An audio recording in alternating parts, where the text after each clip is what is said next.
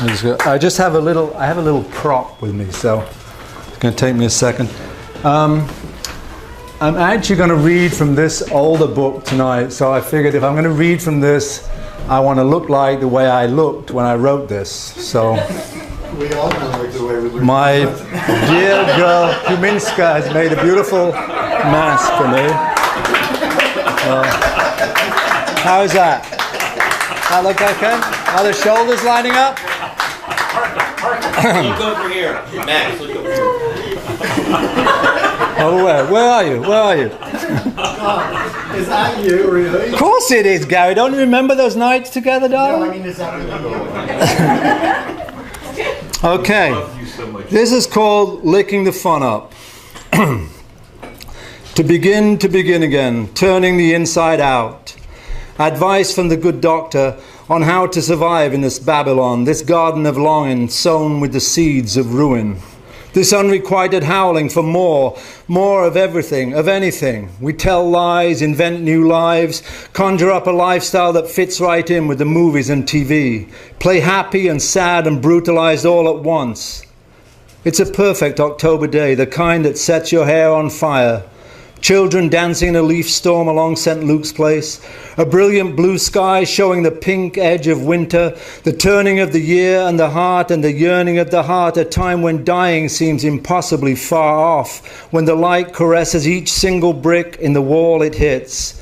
The sun hits the wall and you want to be part of that, part brick, part wall, part sunlight. And I feel as fragile as Humpty Dumpty, and I think of children and living and trying to go on, but the sky changes and the season changes, and now I decline as gracefully as I can the offers of the beggars and the window washers who fill the streets, and the heat that pours down like liquid Drano from a sky the color of a rotten peach.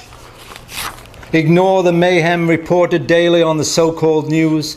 Terminal cases in body bags, sacks of meat heading for the morgue, essential fluids seeping into the linoleum of fifth-floor walk-ups and welfare hotels. Distant horrors in other boroughs, chubby losers wearing wires to snare their brothers, politicians committing suicide in their suburban kitchens, secretaries abducted from shopping malls who later turn up dead in heavily wooded areas, and their cars traced to a motel in Florida where the suspect takes the Fifth or the Carmen Miranda. You have the right to remain silent, and since you did it, you might as well remain silent. All these dreary stories relayed to you by failed comedians and amateur actors who can barely read a teleprompter.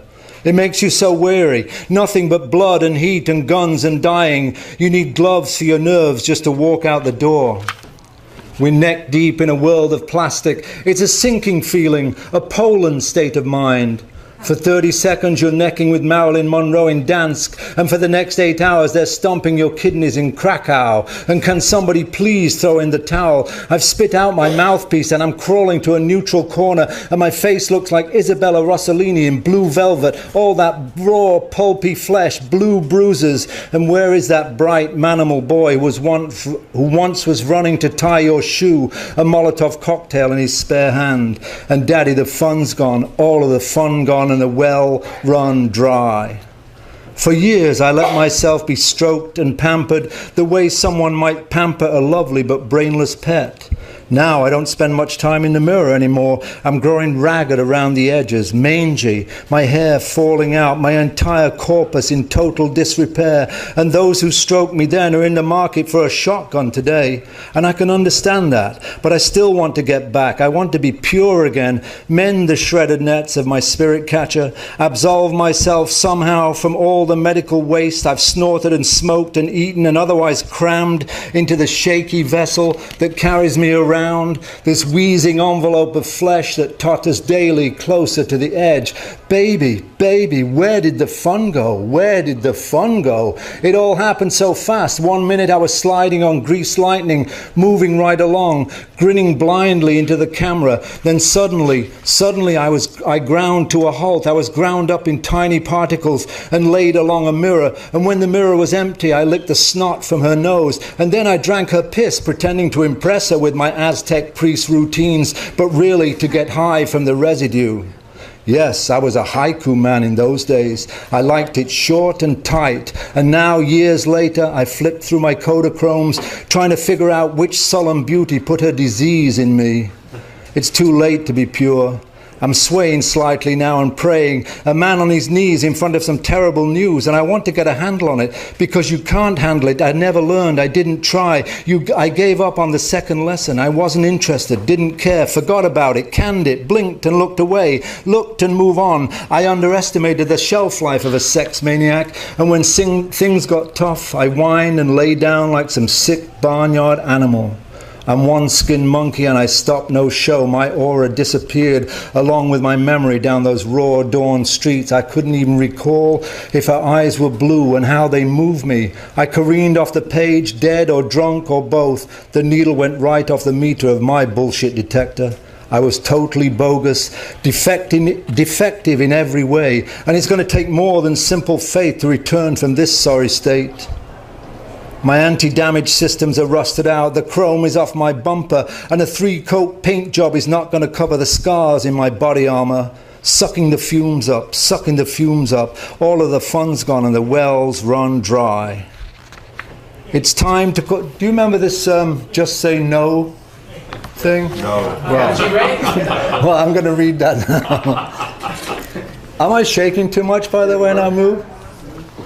It's time to call a halt to your imbecilic acquiescence. Don't be led into temptation. Just say no. You've read it on your shopping bag. Just say no. You've seen it on the telly. Just say no. So much to turn down in these Babylonian times. Say no to thin lips and stock tips. Say no to infiltrators and oil change experts, short change specialists and lube job jockeys extending their thin fingers into your inside pocket. Say no to walking the dog while the postman checks your wife's mail. Say no to moussaka in the Socrates coffee shop when a handsome young man in a black chiffon dress asks for the next dance. Say no. Don't just say yes because it rhymes with dress. Say no. Say no to living according to the dictates of your horoscope. Say no to the strange chamber of Venus if you're not packing rubber. Say no to Scientology, Royrology, and all the other ologies. Say no to alligator appetizers in Cajun joints. Say no to porcupine stew when you're passing through the Ivory Coast. Say no to sun-dried tomatoes from Dean and Delirious at 22 clams a kilo. Sometimes a tomato is just a tomato.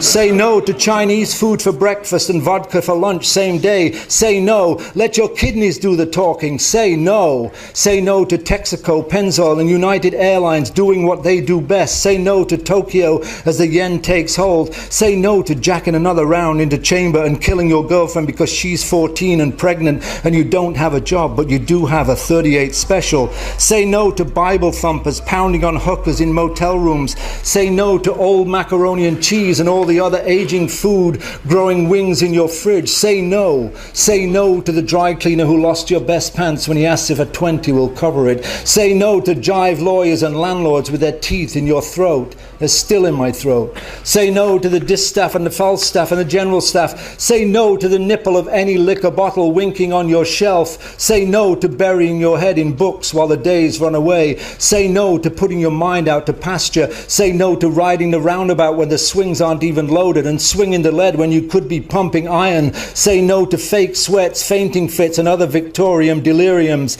Say no to sudden reversals, shunting of the facts. Say no to my ugliness laid out before you. Say no to this and this and this. If it's pissing rain or raining piss, what's the difference in a chokehold? Whether they've got you by the balls or by the throat, they've got you, and the only way to let it go is to say so. No thank you, no way, no go, no, no, no. Okay, we're almost done with this. The simple ways of the Maasai, drinking bull's blood, hunting lion with a spear, copulating with nubile maidens, how peaceful they seem in contrast to my nickel and dime problems and the solutions offered by my very close friends. My throat is raw from screaming, they suggest a low-tar cigarette. My eyes bleed and they give me the name of some cut-rate optician. My head falls off and they pass me the crazy glue. My sperm count drops to 3/200 and they advise me to substitute egg whites. My heart stops and they hand me a metronome. I just can't seem to put my shoulder to the wheel. I can't fill it to the rim, Jim. The school of humming, dancing and jacking it around is closed for the season, and I'm left holding an emery board and 3 chipped nails. I'm about as smart as a bag of hammers. Somebody licked all the fun up while my back was turned. I'm one stunned white man looking for a way back in, and the future might not be there when I arrive. The firestorm is about to commence. The shitra is about to hit the fan. The blowtorch is about to be applied to the testicles. The electrodes are right now being clipped to the nipples. The nicotine fit is on. The junkies are being cut off at the source. The American army is burning the coca fields, and all your friends' noses have been surgically blocked. Anyone owning a pet must report immediately to the destruction center. It's a tough time for everyone. The yen is way up and the dollar is way down. The locals are turning on the tourists and your gold card won't buy a toilet roll in this town. The shutters slam down in the marketplace at your approach. The milk is rotten, the meat is rank, and the riverboat is not due for 48 hours. Edit, edit, edit. You've reached the end of the road of excess and the palace of wisdom has long since been demolished. But the ocean's pre-Cambrian rhythms will hose you down if you really do want to be pure, if you want to be something more than a punch-drunk liver whipper whose bed sheets reek of the toxin leaking from your valves. Your sweat was once a famous aphrodisiac and now you stink like any other chemical plant, poison seeping into the general pollution, alarming shoppers in the pharmacy where you've gone looking for some ozone-busting deodorant to cut the rank impurity. I need some rhythm to carry me back or punt me onward, a spherical melody that will click in the brain, some cluster of sounds, a sequence, a plan, a man, a plan, a canal, Panama.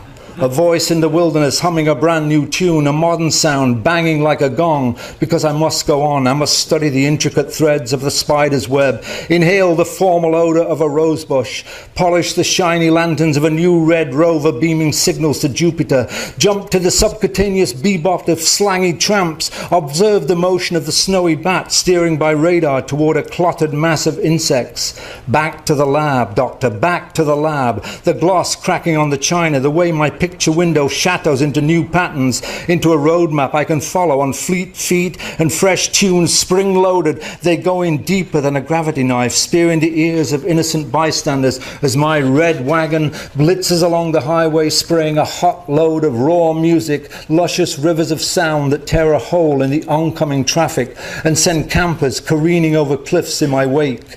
A sensual combination of rending metal and burning gasoline filling my eager nostrils. My drummer hooks into thunder, cooks up at a gravity storm that tears the mind from its mooring, and I'm bent into shape, or at least a better shape than the shape I was in. Power spasms jolting the sleepy beast, semiconductors pouring on the overload, pure electricity swelling the cables till a godless, bloody howling fills the air, and in the studio of broken records, they discover me on all fours, barking into the mic like a Doberman recovering from a coronary. One Babylonian under a groove at last I blast into the top 5. And this is what I'm saying. Sometimes I feel like I've got it. Can I just have one sip of water before I get... Just one little more. Water? Yeah? Here.